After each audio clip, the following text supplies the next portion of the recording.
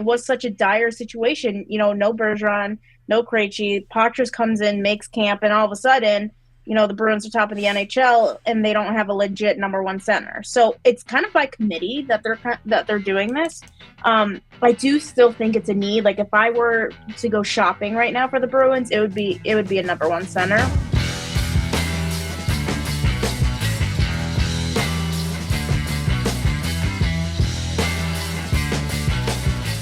And welcome into Bruins Beat on CLNS Media. My name is Evan Marinofsky, and today I am joined by the great Marina Maher. Marina, what is up? Evan, how are we? We are great. It's been a minute. I've said this to a few people this year. It's fun because now that I do 2 episodes a week and one is with a different person every week, it's like, you get to kind of rekindle the friendships and the podcasts we used to do, because you and I used to do Bruins Beat a fair amount back in the day. Yeah, and then you just told me you had Granelli on before me, and I was like, well, what am I, chopped liver? This is sad. New season, and I'm second in line. It's tough. You are not second in line at all. You used to be on quite a bit, and then it just got to be me and Connor, and then now you're back, and you'll be on more, which is awesome. And how have you been? How's New York? How's how old is your daughter? I truly hate when people do this, but it's the only way I can tell you how old she is. But she's 16 months, so like a year and a half. But like, I hate when people on like TikTok write, "Oh, my daughter's 16 months." It's like, just say like a year and a half. But like, yeah, I have to do it because I could not tell you otherwise. But she's great. We're actually going to the Bruins game coming up next Saturday when they go to the Coyotes. It's a matinee, so I'm bringing her for that. So the first time around, she was 3 months old. I could just put her in my lap, but now she's running around, and we'll see what happens when we go to that. But she's great. I'm great. Thanks for having me on. Of course, that's awesome. Because I remember seeing you post a picture of her at her first game. I was like, 3 months. So that's late for you. I would have thought right home from the hospital, going straight to a Bruins game. But 3 months, I could, that's okay. Well, that's okay. She was born in August. So we had to wait till October. So. Well, there's training camp. I mean, oh, true. Come on.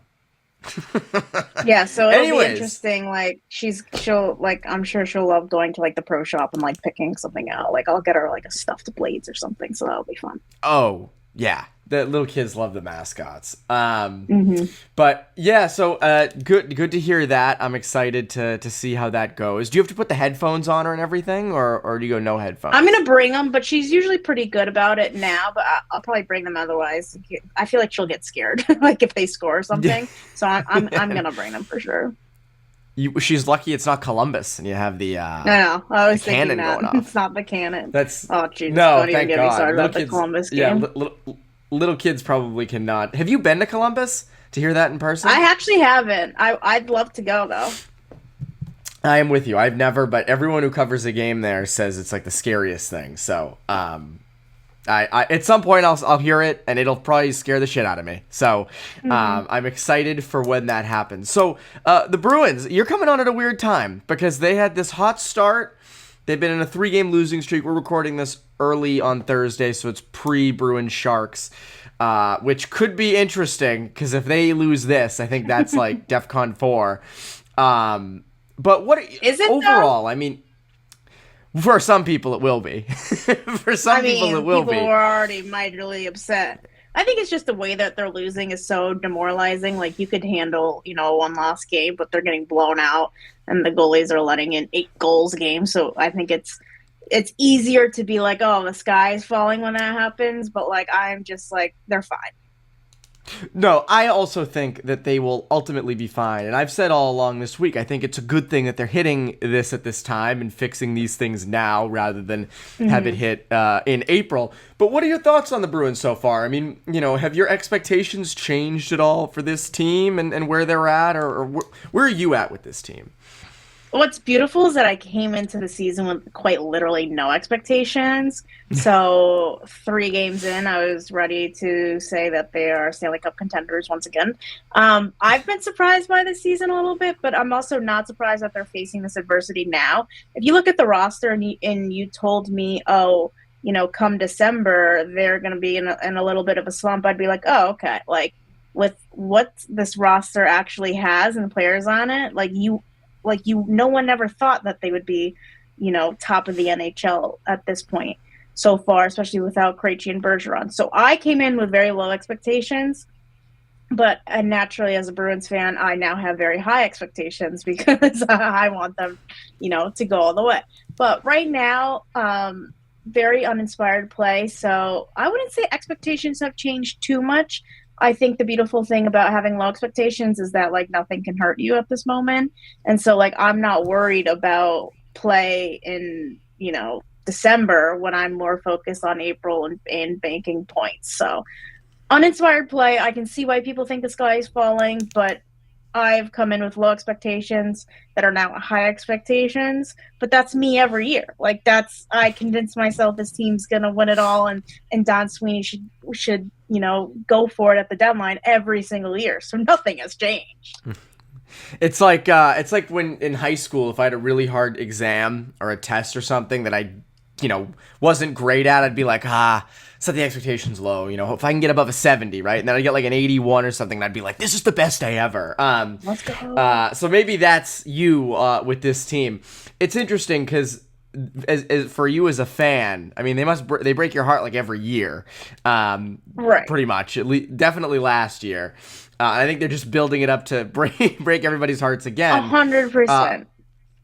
But what's intriguing to me about this roster and where I'm at with this team, because I've asked a few people this year, and it was always when they were really good. So it's they could be legit cup contenders.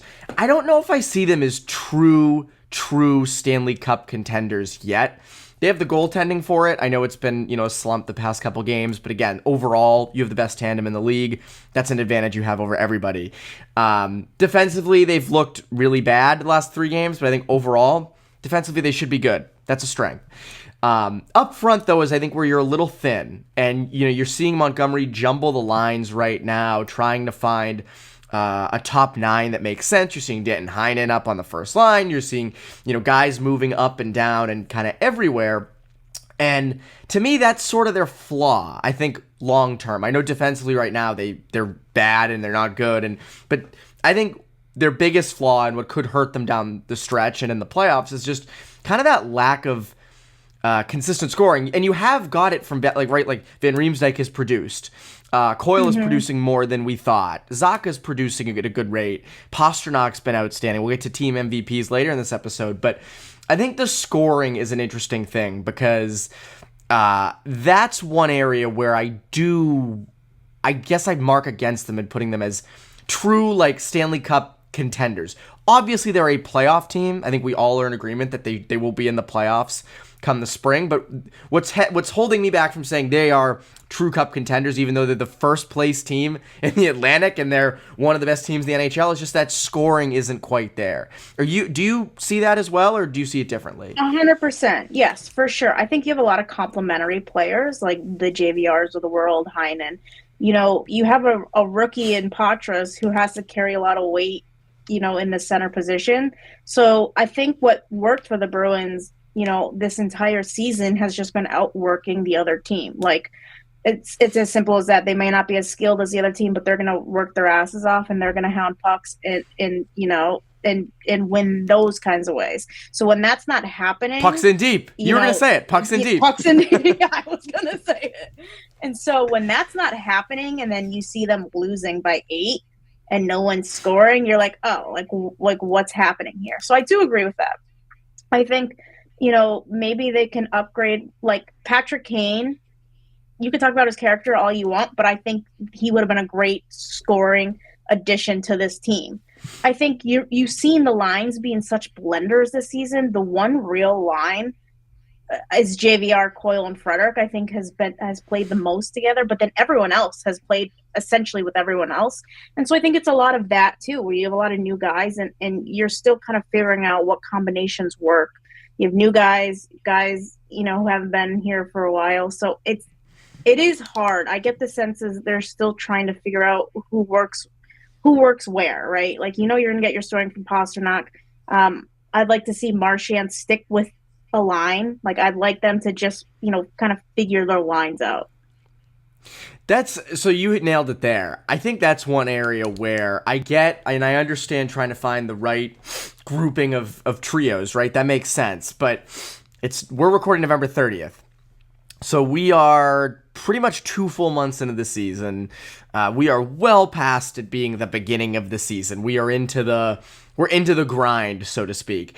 And there's a part of me that is concerned a little bit that you're not finding the right fits. Now, the fourth line has been pretty stable. Beecher's been a good, solid fourth line center. He's given you what you needed and more. Guys like Lauko have stepped in and provided an impact. Obviously, the Lucic situation is what that is. But he was even hurt prior to that. But I'm never looking at those guys to score. You know what I mean? Like no, like exactly. Beecher's been great. Like I'm like, you know what? Like him chipping in offensively has been awesome. Like, but I'm never looking at those guys to be the reason why, you know, the Bruins are scoring whatever their rate is right now. 100%. And you want that line to be just stable. Can you just give us some energy? Can you just do your job? It doesn't have to be scoring. But again, that, you know, Marchand, as you said, has not found a line yet. Patra really has not found the perfect blend of wingers next to him. They've tried DeBrusk and Heinen. That was a bit mixed. I want to get to DeBrusk a little bit later on something, but that's an area like, but you nailed it. Like Frederick, Coyle, JVR has been great, right? Like that's been an awesome line. I think we all agree that that's a line that could have a lot of success in the playoffs as well, just because they're big and they can, you know, forecheck the hell out of guys and they can provide an impact that way. But it is a little concerning that, you know, like Marchand, Zacha, Pastrnak was okay. But did have some struggles, but you also have to spread that out. I mean, remember in the Cassidy years, the Marchand, Bergeron, Pastrnak line was awesome, but then that depth through the rest of the lineup wasn't as expected. So I'm curious to see, because as we've seen, like Montgomery, as of yesterday, Wednesday, kept that Coyle line together and has been kind of jumbling Patra and Zacha, their line mates and their wingers. So I'm curious to see what they do. Do you have any preferences in lines? Do you have any duos or combos that you like that they've rolled out so far? I would like to keep Marchand and Patras together just because I think Marchand's so, you know, responsible defensively that I think he helps him in a lot of ways. And especially like the kid's 19, right? Like it's a long grind of a season. And I'm not surprised that he's hit a bit of a wall. So I think the more you could help him with Marchand there would be great.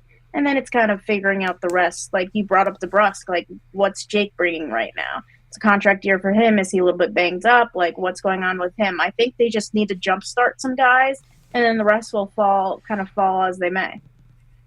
And I think Montgomery's mentioned this before in sort of keeping duos together. And I agree with you. Like, right. I know Marchand and Patra haven't had a lot of success analytically so far this year. I get that. But I agree with you. Like, that, in theory, should work. And Zacha Pastrnak works. And I think it's just kind of finding wingers, whether it's Heinen, Geeky, you used to be Van Riemsdyk, but he's sort of found his home with Coyle and Frederick. DeBrusk. I want to get to DeBrusk in a second, but Marina, first, we got a real quick word from our sponsor. Score early this NFL season with FanDuel, America's #1 sportsbook.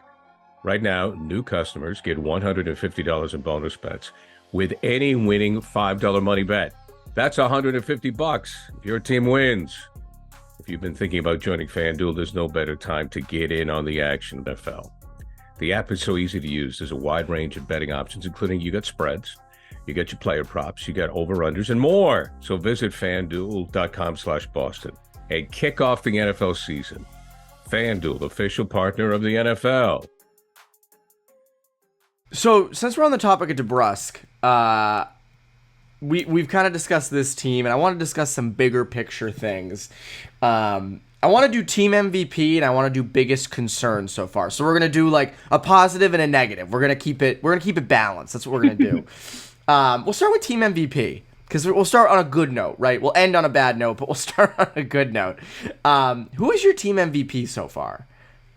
I'm going goalies. It's not one of them. It's both of them. Without them, this team is nowhere near where they are right now. I mean, it's insane. I thought Omar would have a little bit of a drop-off, and I guess he technically has. But, I mean, they are the reason that the Bruins have a chance to win every single night. And like I said, without them, they're in trouble. So they are my number one.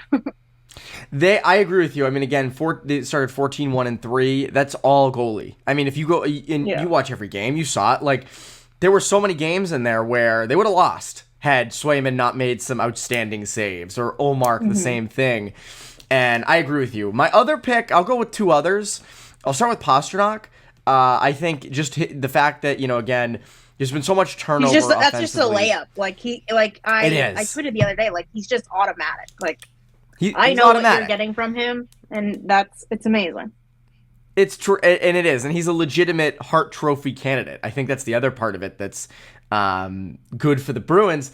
And again, like with the turnover you had going from last year to this year's team up front, losing Bergeron, losing Krejci, losing Bertuzzi and Taylor Hall, who, unfortunate for Taylor Hall, is out for the year now with Chicago, which you just hate to see. But losing those guys, the fact that you can rely on a guy like Pastrnak to put up the production that he has, to produce at, well over a point per game clip.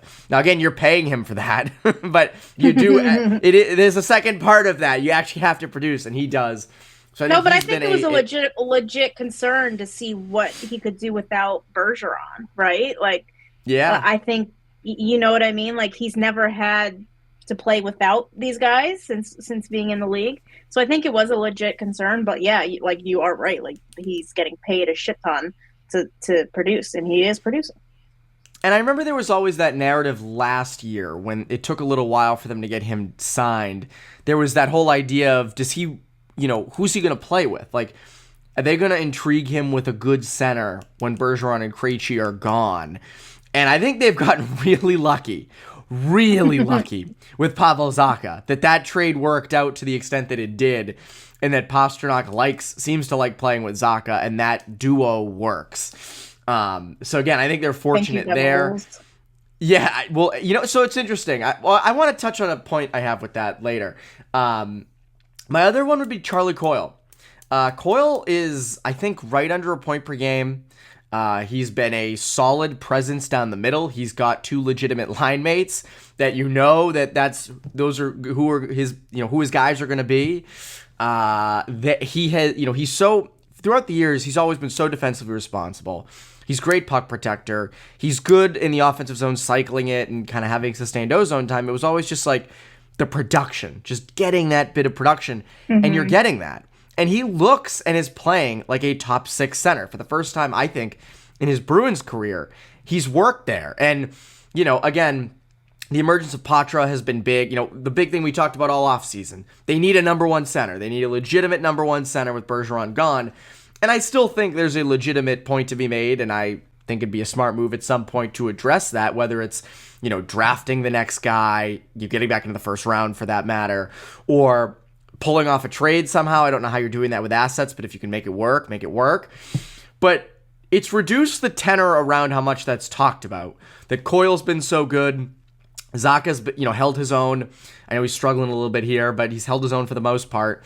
And Patra has emerged. I know, as you said, he's hit a wall a bit, but I think still he's on like a 40-point pace for a 19-year-old kid. At 19 years old, Marina, 19, I wasn't on a 40-point pace. I wouldn't be on a 40-point pace in the NHL. You might have been. You might have been at 19. You might have been on a 40-point pace. But, I mean, again, I think it's, where are you at with wanting to get a number one center? Because I feel like you still need to get one. You still should, but it's not as dire as it was 3 months ago. Totally. Like, I've always said, like, Charlie Coyle is a great third-line center, elite third-line center, you could say. And he's always just been a good second-line center, but I feel like this year he's really, like, stepped up. And I think he's had to step up in the absence of, DeBrusk's production. I think you jumpstart Jake, and this line and this team will really start going. But I'm not surprised that he's doing so well. But like you said, it was such a dire situation. No Bergeron, no Krejci. Patres comes in, makes camp, and all of a sudden, the Bruins are top of the NHL, and they don't have a legit number one center. So it's kind of by committee that they're doing this. I do still think it's a need. Like, if I were to go shopping right now for the Bruins, it would be a number one center.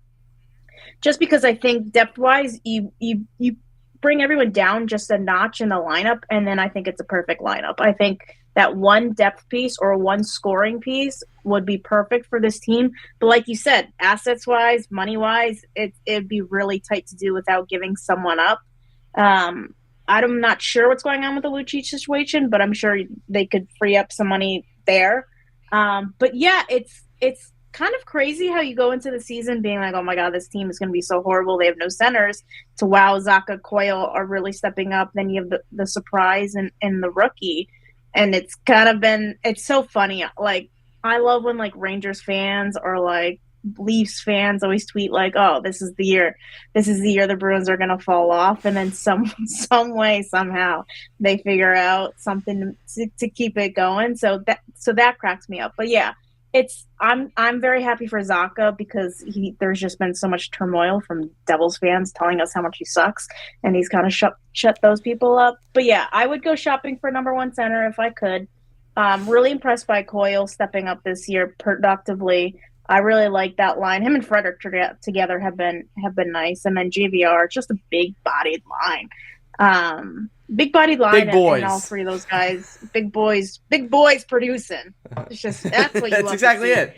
But yeah, I think if you can help shelter Patras and get him going, then maybe I can see them just kind of go limping into the playoffs with this lineup. But I think if they really want to make some noise in the playoffs, they need another center. But it's not as dire as you would think. Yeah, it's funny because I didn't think they'd be horrible coming into the year. I had them at like third in the Atlantic when they finished the season. I think I was in the same boat. Yeah, like what's interesting is, I remember last year and after that Panthers series, was Bergeron out for game 1 and 2, or was it just game 3 and 4? I think it was it. No, I think it was. I think it was the first couple. Was it? Yeah. So. Because Coyle and Zacha were outstanding in their time as, having to step up in Bergeron and Krejci's spots. But yeah, because Bergeron got hurt in that last game. Put him in. Yeah, he got hurt the last game, and you almost didn't want to put him in because they were doing so well. That's the thing. And so a lot of people. I know. But a lot of people, I remember after that series, were like, Zacha and Coyle can handle it. They proved it. And I kept thinking, it's the beginning of the playoffs. Adrenaline's high.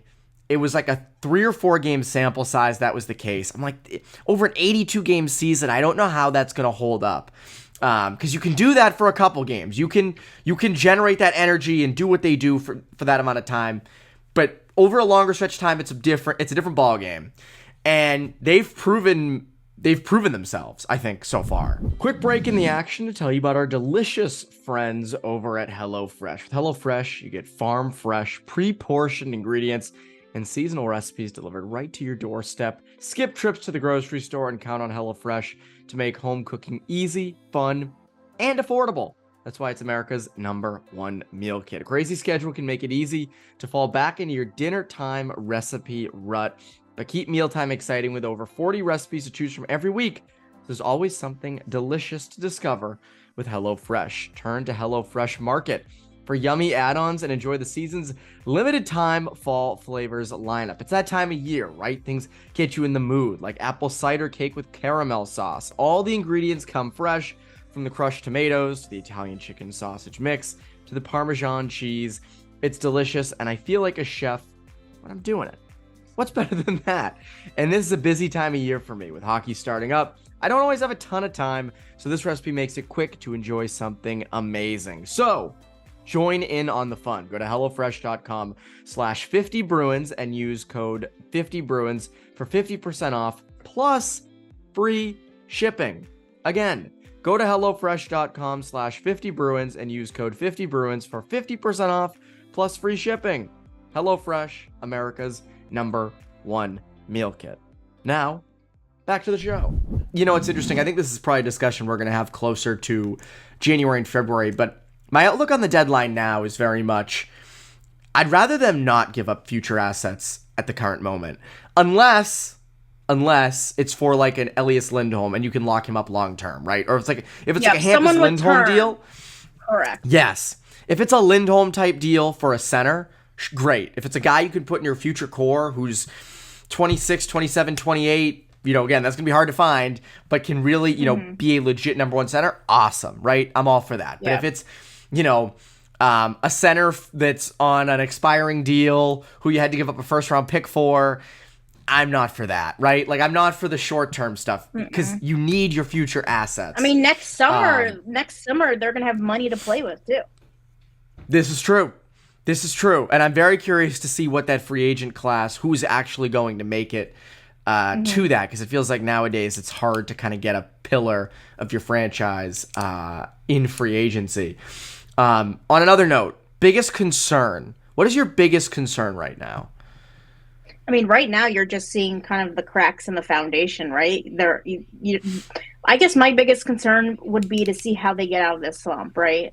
Like, is this slump going to continue tonight against the worst team in NHL, or are they going to be like, you know what? I think Charlie McAvoy said something like, it's great that we're facing adversity, because last year we faced no adversity and look what happened. So I think, a little bit of that is great. I'm more worried about just the wear and tear over the long 82-game season. Like I said, with Patras, with everybody, Hampus, guys who usually get a little beat up, I don't want them limping into the playoffs like they've kind of had in years past. I mean, Hampus broke his foot, I think, like with 10 games to go, and he wasn't right for the playoffs. So my major concern is health. And then you kind of... I guess the goalie slumping is a little concerning to me. The fact that both of them aren't playing that great right now. But like I said, adversity is good. Hopefully they get past this slump. And then, the concerns are really just minimal going through the rest of the season, because I have the lowest of expectations. And you never want to waste the year, right? Like, you never want to go into the playoffs being like, you know what, if they don't do it this year, there's always next year, the year after. Like, I don't think it's a situation like that, but I just think, all things considered, this year they've proven so much and have been so resilient so far that I'm like, you know what, fucking go for it at this point. Like tool on the fly and see what you can do when the playoffs come around, because I think if you learned anything from last year, literally anything can happen. So concerns would be their, I guess, reaction to adversities, seeing how they get out of this slump. They haven't really faced anything like this year. But overall, I have low expectations, so it's been just a nice, fun ride. I think a lot of fans are in that same boat of like, you know what, I'm not gonna expect a lot, and whatever I get, I'll take. And so far they've given a lot, so I think that's a good thing. It's interesting because, like I mentioned, wanting to keep those future assets and being smart, because it is kind of a transition year. Patra, Lowry getting some time, Beecher, Zaka and Coyle testing them out as top six centers. But on the other end of it, Brad Marchand's 35 years old. You'd like to ideally win another with him. Especially, imagine the image of him lifting the Stanley Cup as captain. Imagine that. So that's one. I know, I'm getting your expectations up. But number two is this tandem in net, you don't have forever. You won't have forever. Swayman's going to require a lot of money. Olmark will need a probably bigger contract when his is up in the next couple years. So I don't know how long you're going to have those two at the prices they're at now. So that's another kind of reason to be a little bit more urgent than a true transitional team. But my biggest concern, and we touched on this a little bit throughout, is the DeBrusk situation. The Jake DeBrusk situation, because I, like everybody else, thought coming into this year, he was going to tear it up. Contract year, healthy, looked great last year when he was healthy, new coach, all those things, right? And I think 8 points in 21 games, 3 goals. Like, again, he is good in his own zone, and he's responsible, and he can, he's gritty and can help the game in all different ways. But in a top six where you do need him to produce, he hasn't been producing. And like we mentioned earlier with the lines, like, Marchand Patra and Zaka Pastrnak, DeBrusk should have a home next to one of those guys, like, for sure. And he's really struggled to kind of find the right guy. And a lot of people said, oh, it's because there's no Bergeron, and maybe that's the case. But the other end of it is, like, if he continues to struggle and, all right, they can't find common ground on a contract and you got to trade him, he had a lot of value in the summer. Like, I think back in the summer, if you were to deal someone like DeBrusk, you'd definitely get a first. You might get a little bit more. Now I think if he continues to struggle, he's almost kind of like, people have been saying oh, we want to, for DeBrusk, if you're going to trade him, do it like a Zaka trade, trade him for another NHL player that can help you on the roster. And my fear in that would be he would be the Zaka in that trade. Like, you would trade Jake DeBrusk, who's a former first rounder with a high ceiling, like Pavel Zaka, where things just aren't working out the way you want him to. But that high ceiling's there, and you're going to trade him for a legitimate roster piece who you know what you're going to get, but the ceiling's not that high. And it's just, that would be my fear in a trade like that. Second you deal him, he's going to turn into, like, the sickest player in the world. Like, the second Kyle Connor. the second you move on from him, he's going to tear it up. So that is actually my biggest worry with him. I think it could be a little bit, I guess not injury, but just, I don't know how to, like, put it. Like, there's definitely something going on. And, like, I'm with you. I thought he would tear it up, contract year and all this stuff. But, yeah, I don't deal him just because you would be dealing him at his lowest trade value. And you're going to need a guy like him going into the playoffs. Like, I think he rises to the occasion. And so he's got to figure it out for sure. But I'm on team no trade, just because the second you do, he's going to be like a 50-goal scorer somewhere for someone else. So I do not want that to happen. I'm with you. It would be exactly like the Zaka trade. So that's where I agree. However, if a team came to you at the deadline and said, we'll give you a first for Jake DeBrusk, I'd have a tough time giving that up. Like, that's where I know people are like, why would you want to it would hurt the roster, and I get that. But there's this other side to the DeBrusk thing. Like, Connor and I talked about this a lot in the offseason, where, like, DeBrusk is a potential 30-goal scorer. You pretty much know what you're going to get out of him, or you should at least production-wise in the top 6. He plays a Bruins style of game. I know a lot of people think he's soft, but, like, he doesn't play soft. He plays a hard game. He has a nose for the net. All those little things. That's why it's kind of surprising that he does struggle production-wise, because he has no problem just taking it to the net. You saw it against the Panthers the night before Thanksgiving. Just took it right to the net, followed up on a rebound. Like, he should be doing that that should be all the time. But again, I go back to, like, do you want to lock up, now seeing him being inconsistent under Montgomery, what it might take to get a guy like him, contract-wise? Is that money you want to have tied up in him? That's the other part of it, where it's like, I think that's a fair question for sure. Right, like, he's going to want more money, but like, what has he done to deserve that? And I think it's a little bit like, oh, well, I took less money, and look what I did before. But, I mean, you throw that all out the window. I've been a little bit surprised that going into the season that he wasn't locked up. Obviously, he had a trade request like 2 years ago, but I think you throw it out the window with Montgomery now. So it is an interesting case for sure, but I just think you're kind of screwing yourself if you do deal him, unless you have someone in Providence that could step in and do as good of a job as him, right? Like, so maybe Lysell is lighting it up, or maybe there's a bunch of guys down there that can contribute. So I think you're right. Like, a first round pick, the Bruins don't have many of those, so I would definitely do that. But I would also look at kind of, I guess, going into the rest of the year, it is tricky because the Bruins aren't strapped for cash next year. So I'd be okay giving him, whatever extra he wanted for maybe a year or two. But it is a slippery slope at the moment right now. Yeah, I think that's my biggest concern going forward, because, again, the on-ice stuff, like, I agree with you. If the goalies continue to struggle, like, this team is, it doesn't matter.